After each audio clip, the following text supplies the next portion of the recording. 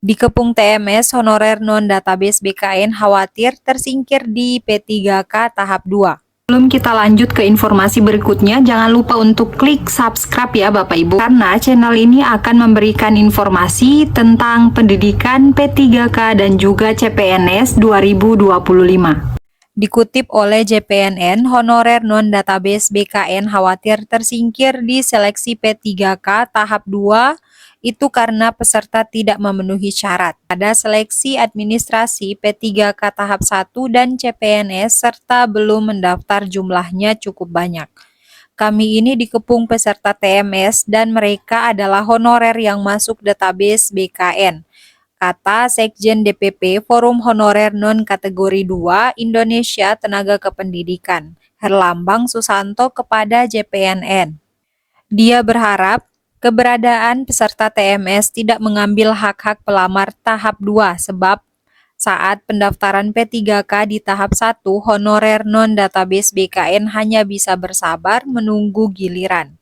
Herlambang mengatakan masuknya peserta TMS ke P3K 2024 tahap 2 mengancam honorer non-database BKN. Seharusnya pemerintah jangan menambahkan sebuah regulasi atau afirmasi bagi peserta yang TMS dengan memberikan kesempatan mendaftar tahap 2, sehingga program penyelesaian honorer tetap bisa berjalan sesuai dengan target.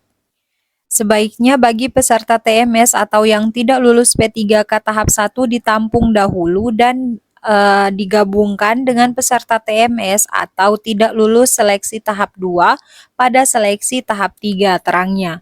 Baru di tahap seleksi tahap 3 lanjutnya, regulasi kembali dikeluarkan untuk mengakomodasi pelamar TMS atau tidak lulus seleksi P3K di tahap 1 dan 2. Ini agar proses penyelesaian honorer bisa segera terselesaikan. Kalau harus selalu mengeluarkan regulasi pada setiap tahapan seleksi, maka akan menjadi semraut. Kembalilah ke program awal pemerintah pusat sesuai Undang-Undang 20 tahun 2023 pasal 66, yaitu pegawai non-ASN atau nama lainnya wajib diselesaikan penataannya paling lambat Desember 2024 dan sejak Undang-undang ini berlaku di instansi pemerintah dilarang mengangkat pegawai non-ASN atau nama lainnya selain ASN, tuturnya.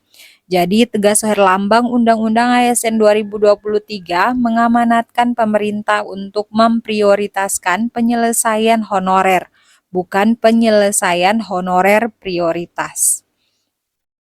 Apalagi sekarang terdampak proses digitalisasi dan bertalenta.